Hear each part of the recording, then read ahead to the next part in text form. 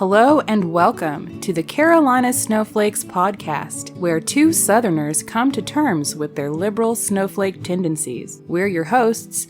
I'm Amanda. And I'm Jason. And today we have episode number 5, which we're calling We're Going on Dr. Phil. Mm-hmm. But we're not literally going on Dr. Phil. Nope.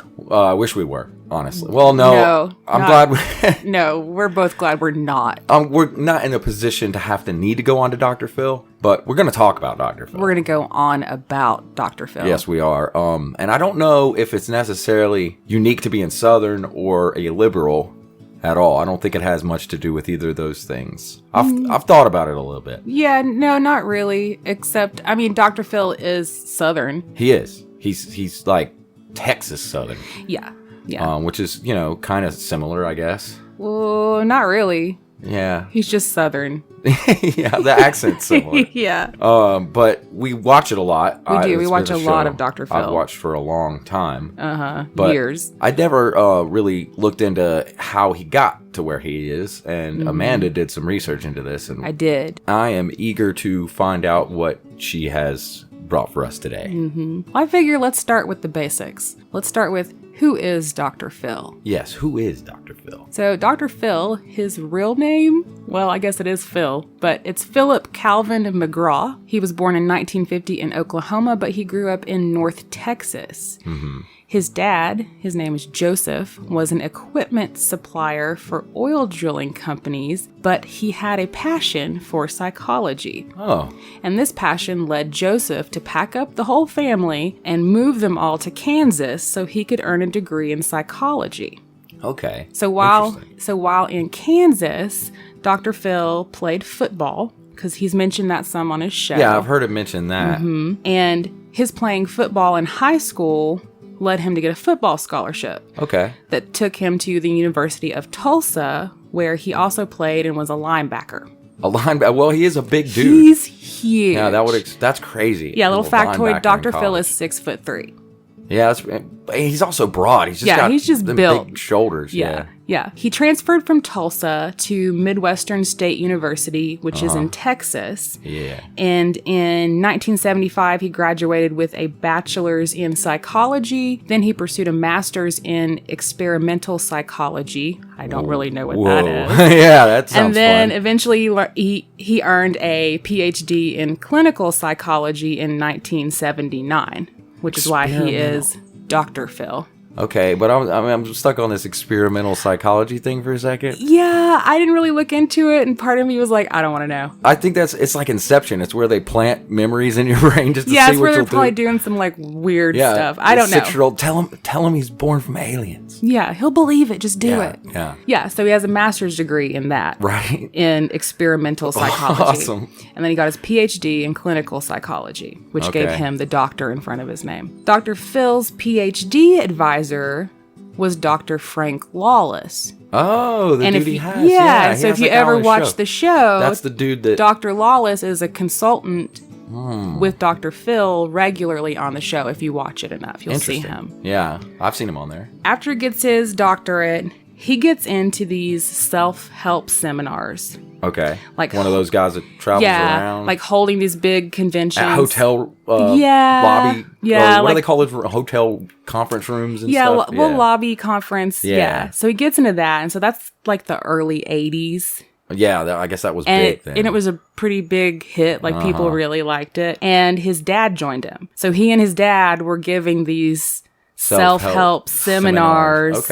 Around Texas. The interesting thing about these self-help seminars is that a lot of his catchphrases and his kind of motivational talk that he uses on his show started in these seminars. Yeah, so I guess he early on this psychology, he was figuring out what works. Yeah, and what motivates people. Yeah. Like what sounds good, at least to the listener. What do people like to hear? Yeah, and so it sold and it did really well. So fast forward to 1990, he founded the Courtroom Sciences Incorporated, or CSI. Yeah, I know. This was a company geared towards coaching for trial lawyers to better prepare them for the courtroom. Mm-hmm. Really? Yeah. So it's weird. He's had this interest in law and psychology. Yeah. And this weird. He found this way to kind of smush it together. Huh, yeah. neat. So things like the psychology behind jury selection, how to train your witnesses, and how to structure your depositions. That's all very fascinating stuff. It is. It's actually pretty cool. Yeah, I see why he would be interested in that. I'm interested in that too. CSI, or Courtroom Sciences Incorporated, Cool. went on to coach really high-level attorneys all over the country. Like we're talking the big dogs. Wolf of Wall Street boys. Yeah. Yeah. Plus, they did coaching for every single major airline. Every major airline. Wow. Yeah. So this company was making money. Oh, yeah. And then dozens upon dozens of Fortune 500 companies. Wow. I guess training them to look for the right, CEOs and corporate leaders and how to, cover their rears should they get in trouble. Yeah. That's crazy. Interesting. It is through CSI that Dr. Phil met Oprah Winfrey. Oh. He was like, hello. Oh, wow. Yeah. If you remember back, because we're old enough to remember this. I'd forgotten. You remember in the mid-90s, there mad cow disease? Yeah. Mad cow disease was a thing. Yeah. So apparently on one episode, Oprah was talking about mad cow disease. The mad cow disease. The mad cow. And she said something along the lines of, I'm never going to eat beef again. Oh, no. Oh, no. Well, so the beef people in Texas filed a lawsuit against her for libel. Oh, big meat. Big meat. Yeah, you got to watch out for big meat. Because Texas actually has a law protecting comments, negative comments, or libel against food. Yeah, that's hilarious. That sounds like Texas. Do not talk shit about our beef. Exactly. We do not tolerate shit talking about our beef. So she was brought to court under what they call the Amarillo, Texas beef trial. The beef trial? Yeah. Oprah's in the beef trial. Wow, I did not expect this to go this direction. It's ringing. It all came back to me when I was reading it. I was like, oh, yeah, I remember when she got in trouble for talking smack about beef. When Oprah got screwed by big beef? Yeah. So she hired Dr. Phil. I never thought I'd say that. She brought him and his team on to coach her and her team for the trial. Wow. Yeah. Like, hey, Dr. Phil, help me out. Big Beef is trying to wreck me. Big Beef, man. They're trying to take me down. Yeah, and then he's Texan, so he knows all about because Big that Beef. law exists, which is mind-boggling. That is a mind-boggling thing. There is a law protecting disparaging comments against food in Texas. Well, if any of you guys in Texas out there listening, don't talk shit about your food. Yeah, just be like, it's good. Does that mean every app you look at in Texas has 5-star ratings for everything? It was great. Across the board, you don't want to get sued? It was excellent. Best McDonald's I've ever been to. Shrimp cocktail. It was excellent. Excellent. Yes, I guess so. I don't know. Wow, Texas is weird, man. So it went to trial, and the jury ended up finding in favor of Oprah. Yeah. So she won. Because she had Dr. Phil. Uh-huh. Yeah. So she, of course, was thrilled. Uh-huh. And she completely fell in love with Dr. Phil. This guy won me my case. Yeah. She was like, you're awesome. Yeah. I want you to start coming on to my show. Yeah. And so he did. And he was like, I will take this money. Yeah. So he started going on the Oprah show and eventually became a regular. And he was on every week as a guest contributor. I kind of remember a little bit of that. A little bit. Like I vaguely remember him being on her show. But yeah, so he was there every week. And he was the relationships and life strategies coach kind of guy on her show. Yeah, I guess they didn't really find his niche right away. Well, her fans loved him. Yeah, I'm sure. Yeah, so they love everything she presents, don't they? Isn't that the thing? Oh, yeah. So she loved him. They loved him. I mean, the rest is history. Yeah, I mean, now he's big time stuff. Yeah, so in 1999, Dr. Phil wrote his first book. Yeah. Called Life Strategies. Life Strategies. Nice, simple name. Mm-hmm. Which became a bestseller. Thanks, Oprah. Yeah, she put her sticker on there, didn't she? Yeah. And then by 2002, Dr. Phil had his own talk show, The Dr. Phil Show. Yeah. Which is what we currently watch. And it happened to be produced by Harpo Studios. When did you say it began? 2002. 02. So it's 18 years running now. Yeah, but they're in their 20th season. I think they just finished their 20th season. They must have smushed some together there. They did, yeah.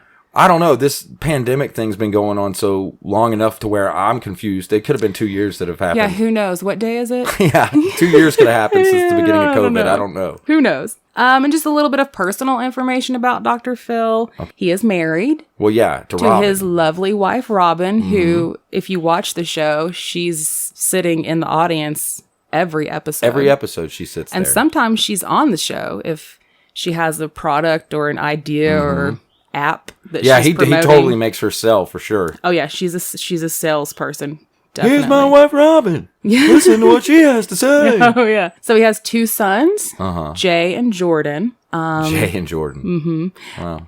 And here's something interesting that I didn't know. Robin is Dr. Phil's second wife. Oh, scandalous. Oh, scandal. He was married to somebody else before her? Uh-huh. Was she, hold on. Was he married to somebody else when he was doing the Dr. Phil show? No. This was his first wife. I think he married in like the late 70s. Okay. And then he married Robin in the early 80s. Okay, so she's always been on the show. This was long before he was even known. Okay. So his first wife happens to hate his guts. You don't say. Yeah. I can't remember. I think her name was Diane. Well, he's got a lot more shit she could take half of now. So she's probably bitter. But I don't know. She said... She has gone on record and said that he was very domineering. Yeah, I can imagine. He controlled the hell out of her. He is obsessed with appearances.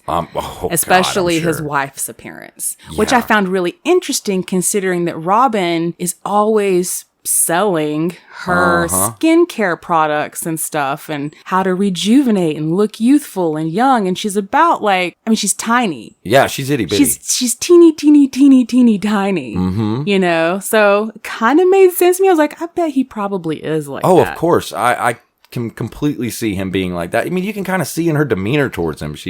Yeah. He's the captain. And yeah, but I mean, that's just what you get with him. I mean, that's his... Yeah, he's boss. Uh-huh. Yeah. So there's that. I found that interesting. I had no idea that he had been married before. And also, I think you knew this, that he and his son Jay started their own production company called Stage 29 Productions. I didn't know the name. And Jay is the producer for another show called The Doctors.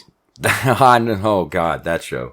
Which is on ABC with Dr. Stork. Yeah, I will not talk about that show. We won't be discussing that show. Yeah, we're going to leave that one out. We're not fans. Yeah. And yeah, the Dr. Phil show's been on for 20 seasons. Yeah, that's amazing. Now, that whole time hasn't been without its share of detractors, let's say. It's true. I've heard there's a little bit of controversy around Dr. Phil. Yeah, there's actually quite a bit of controversy around him, which is why a lot of times when you tell people you like to watch Dr. Phil, they just grimace. Yeah, I've gotten that reaction. Yeah, where they're like, oh, you watched that? Yeah, this is part of why we're doing this podcast, to explain the things that are bad and the things that are good. Right. So one of the biggest controversies about Dr. Phil, or just his show in general, is pretty much all other mental health care providers, big and small, absolutely despise him. Yeah, because he's kind of selling out their whole He's thing. Selling out, but he's also, they feel like doing a disservice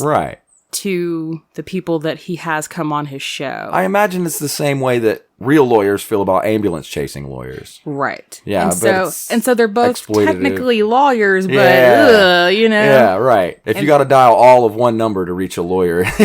Dr. Phil has faced ethics charges, and he even has had a formal criminal complaint filed against him in California for practicing without a license. Right. Because he films his show in California, but he's licensed out of Texas. And he certainly does make a thing out of living in California. Well, yeah. And so to address that, in 2006, he actually surrendered his license voluntarily, and he has not held a license to practice psychology since then.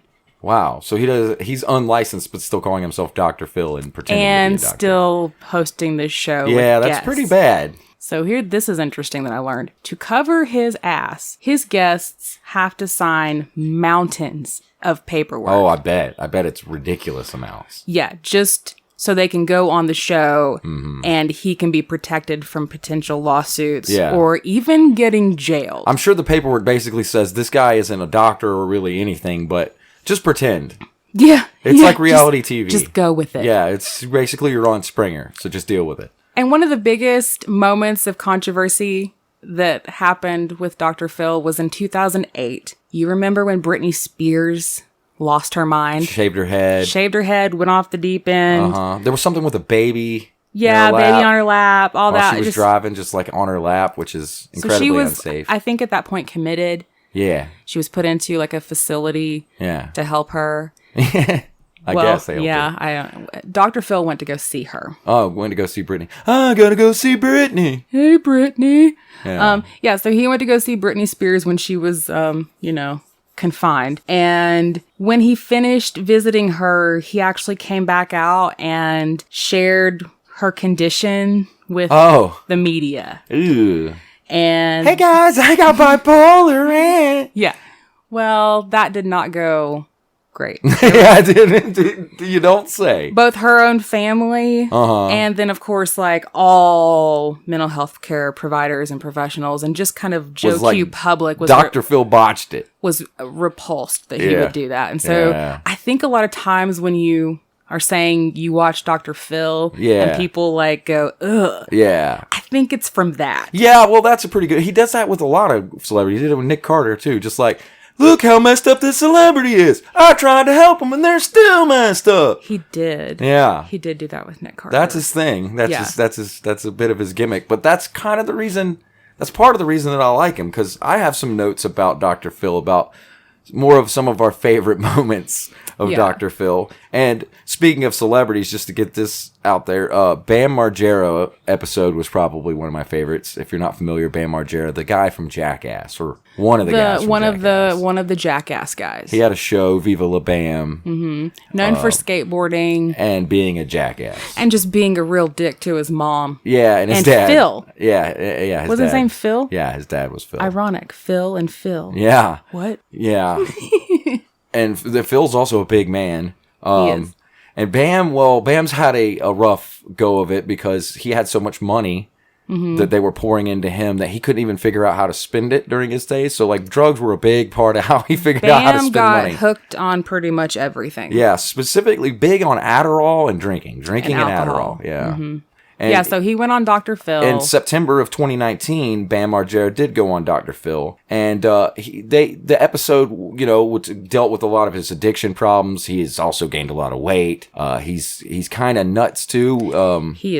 He came up with his own language. Nuts, which is not a language. Yeah, it's not a real language. It was an interesting show because I hadn't really seen Bam since the Jackass days. Yeah, and he's not like that anymore. So it was kind of like a weird... He's off the whole deep end. Yeah, kind of he looked bad. He was acting not right. Yeah. And he didn't even really acknowledge or own his addictions. Yeah, I think he's still in the denial phase of addiction for sure.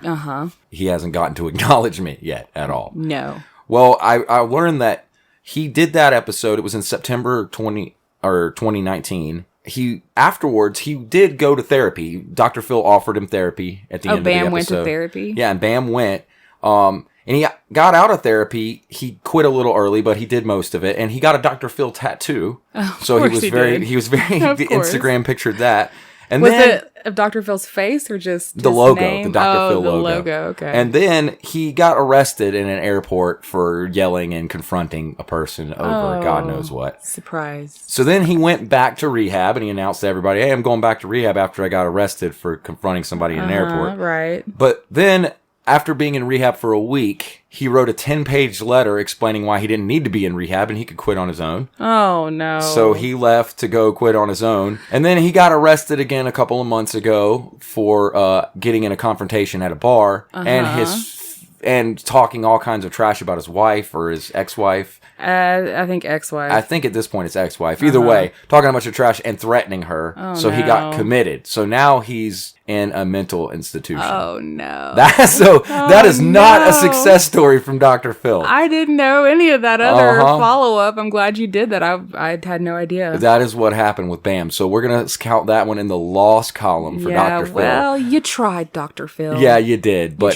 he's kind of a disaster. And I mean, hopefully he'll do better. I feel bad that that's what happened to him, but it is. Yeah. Another famous persons that have been on there obviously was Oprah. He had Drew Barrymore. Oh. Tyler Perry's been on there. Cool. Now, here's an interesting thing. Dave Navarro, guitar player for Jane's Addiction, if you don't know who that is. He also was in the Red Hot Chili Peppers. Yeah. He was on there, but not for about any of those things. He was on because when he was a teenager, his mother was murdered. Yeah, I forgot about that. Yeah. And he met the murderer. Yeah. And like Dr. Phil was like, I'm going to be on Dave Navarro's side while he meets the murderer of his mom. I'm going to coach him through meeting this. And that episode actually did really well, and Dave was very happy with it. It went well for him. Good.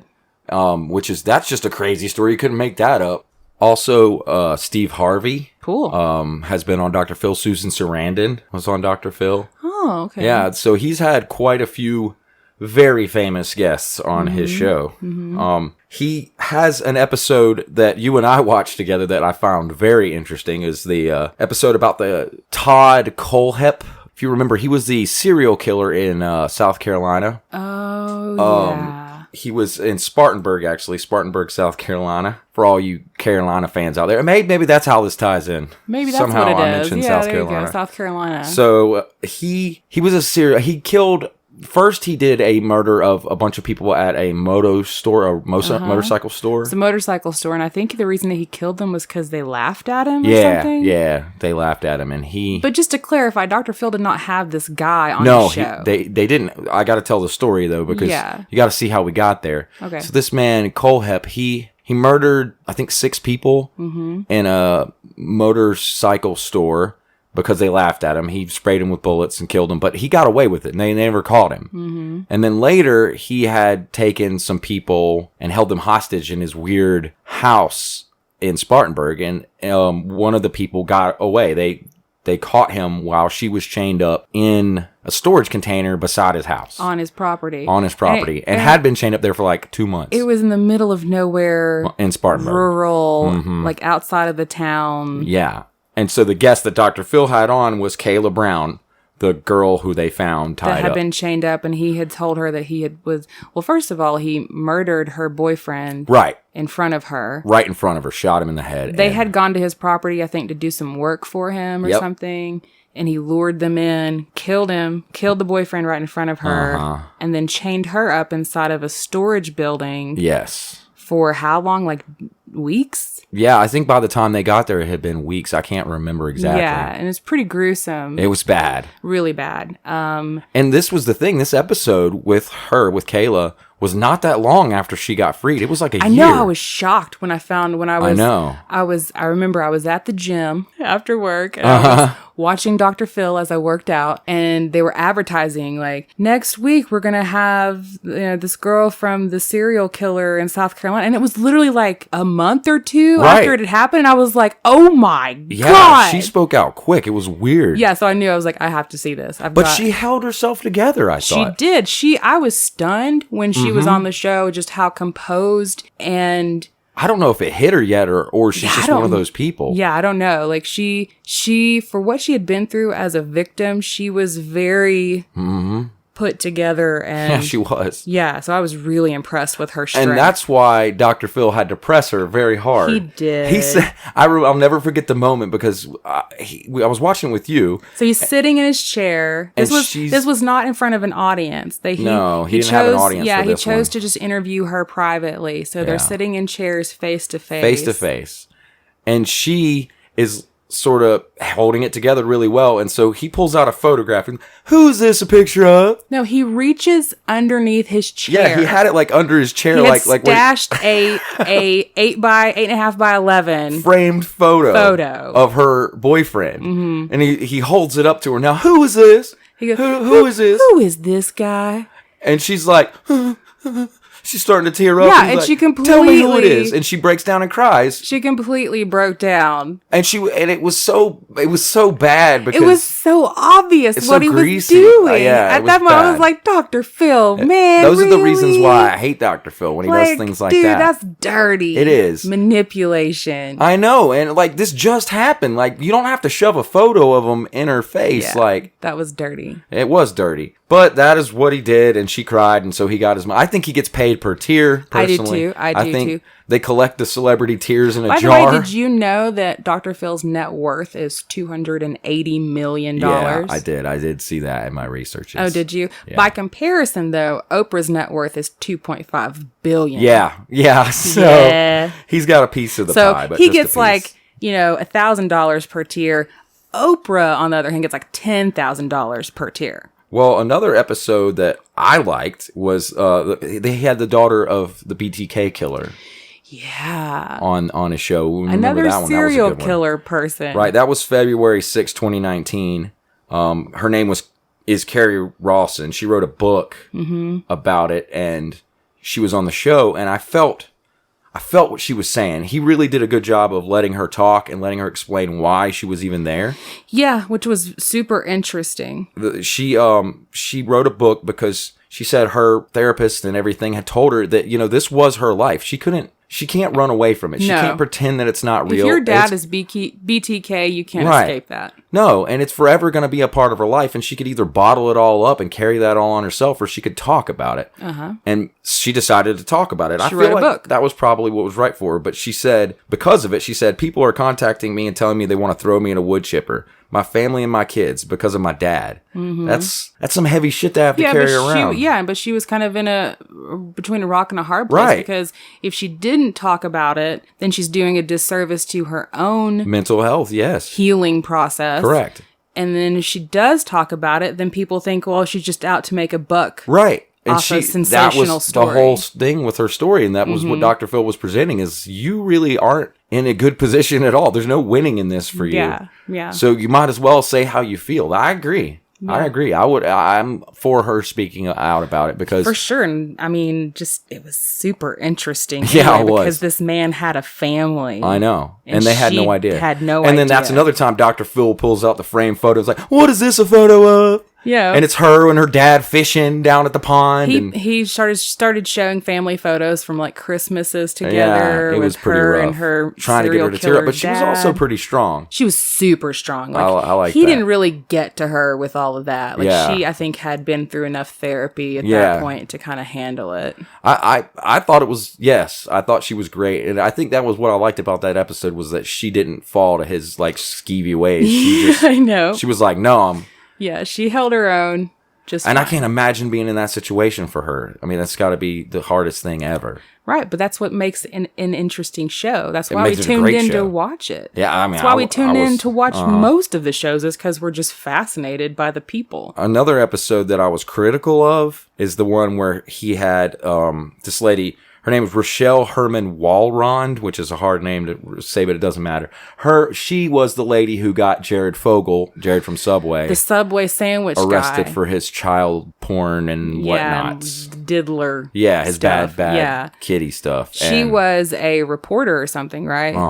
And I've got the story. She was she met him in 2006, and at the time she was hosting a local radio program devoted to health issues. And so he was a well-known Subway ambassador and health. Right, weight loss, eating sub sandwiches. She's doing her thing as a reporter and health issues, and so they met on the set of her show, and he, he hit it off. She kind of liked him. And because they were sort of almost dating at first. Well, yeah, they were flirting, and then she picked up on his weird child obsession right away, and she went straight to her journalistic, and she knew right away that she needed to get this story. Yeah. So she recorded herself having conversations with him for a long time. But didn't she was working there for like the feds? Yeah, she went to the FBI and told them after she had some recordings. Yeah. And they were like, okay, I guess normally we wouldn't do this, but since you're an investigative journalist, we want you. And he trusts you. Uh-huh. You know, he trusted her. We want you to string him along.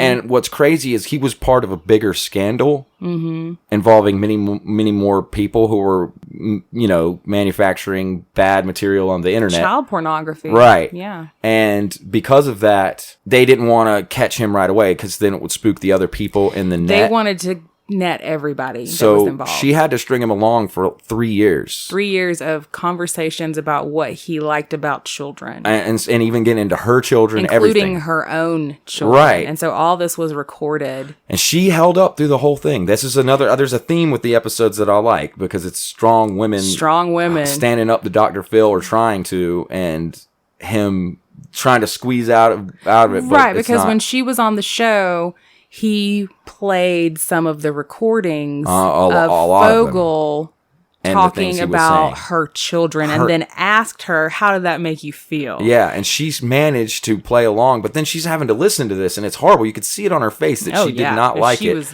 And he was like ramping it up the whole time. And like, how does it make you feel to hear about this? And she's like, it makes me feel terrible, but I know I did the right thing because we got him arrested. And and that's what she kept saying. She was just like, I knew the whole time that the reason why I was doing this was to put him away for a very long time. I guess I've noticed in the past, I like strong women. That's a thing. You do like strong women. Nice. Awesome. Well, those are some of the episodes that I know that we particularly liked and found interesting.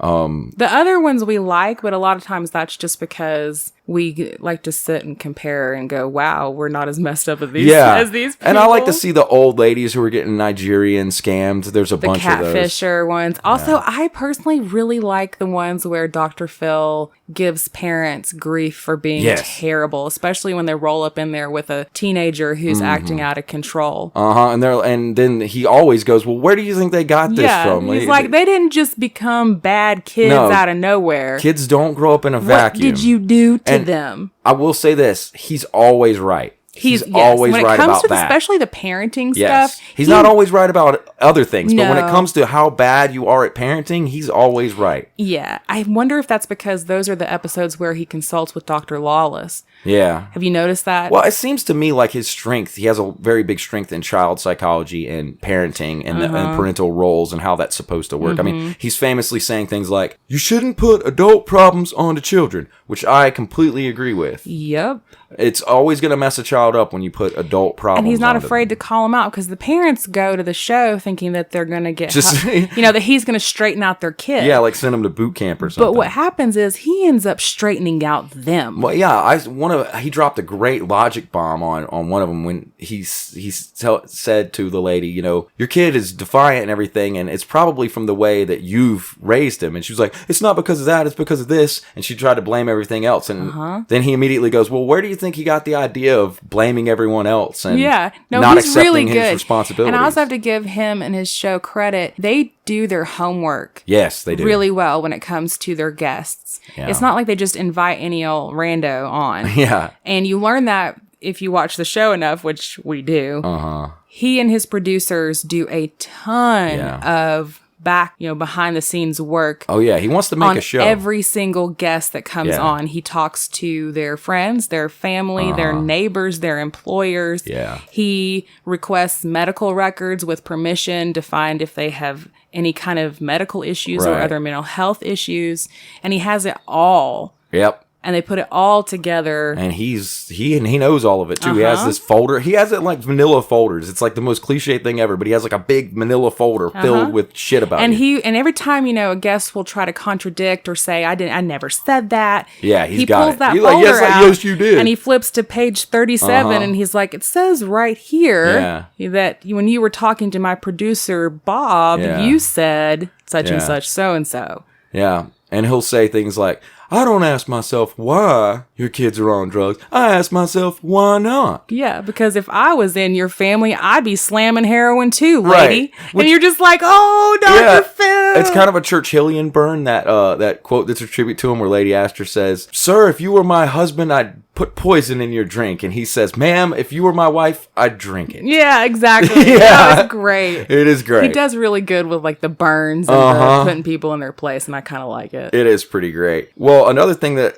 happened with him was Dr. Phil was sued by a bunch of people. If you want to, I think he's been sued pretty much constantly. Yeah, if you want to just find a lot of search results, type Dr. Phil sued into Google and you will get like 84 billion results.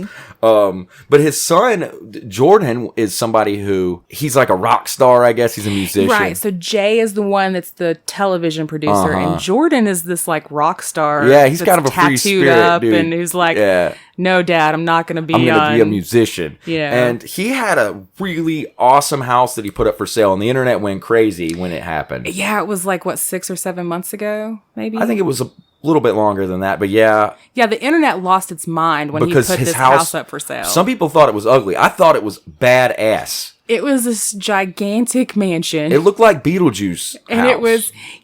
it was interior decorated in the style of Tim Burton. Yeah, it was like a Tim Burton wet dream. It looked awesome. I thought it looked awesome. I could see how a lot of people would hate it. It was a $5.75 million house. Yes.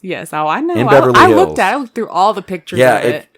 If you Google Jordan McGraw house, you'll see it's amazing. Yeah. He had like these crazy fake bone tusks that made his staircase. And the colors were just unusual combinations. He had like a velvet wall. Yeah, just like the Jeffrey. Crazy stuff. Yeah, like the Jeffrey. The Jeffrey from Get Him to the Greek. Yeah. He had like a velvet plush wall. I just remember one room in particular being mostly blue with a lot of gold in it. Yeah, and that big pool table in the middle that had claws on the bottom of it. It's badass. And wasn't the pool table blue too? No, it was white, and it looked like it was spilling onto the floor with claws. Yeah, like that kind of Tim Burton. Yeah, it looked awesome. Nightmare Before I thought Christmas. If I had that amount of money, that's what my house would look like too. So yeah, absolutely. I have to say, Jordan McGraw has good taste, if anything. I mean, we're the kind of people though that would leave Halloween decorations up year round just because we like the way they look. Yes, well, I do. I actually have Halloween decorations that I just leave in the basement. There's a little skeleton rat in a cage that just sort of dangles hanging in the basement. Despite all my rage, I'm still just a rat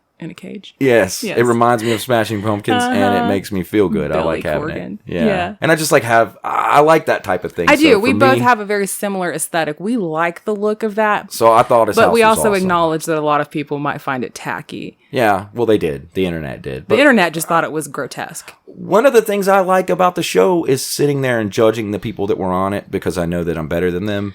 Yeah, and I think we definitely do a lot of that. And I think that's part of the appeal that the internet had to making fun of Jordan's house. It was the same thing. Just judgment. Yeah, just judging the hell out of somebody that you feel like you're better than. None of the rest of us would ever even be able to afford that kind of exactly. And I think that's what we're all doing. I think house. You and I have worked out a system where we try to keep it to we judge people a lot, but we try to keep it to on the couch. We have an area, like a designated judgment zone. We have a judgment zone. I feel like other people should know about this because it might be helpful for them in their lives. That's a good idea. And when we're on the couch that we call Judy, we are judgmental as hell about people and self-righteous and stand on our high horse. But then when you're not there, when you're in the world or you're interacting with other people, you try to not behave that way. Right. You retain your judgment for Judy, the couch, and the judgment zone. Right. Or we call it the freely judgmental zone. Yes, where you can just judgmental the hell out of somebody. Yeah. Because you're going to have those thoughts and tendencies, but if you confine it to an area where you can let it out, then when you go into the world, you're not doing it to people. Because it's bad to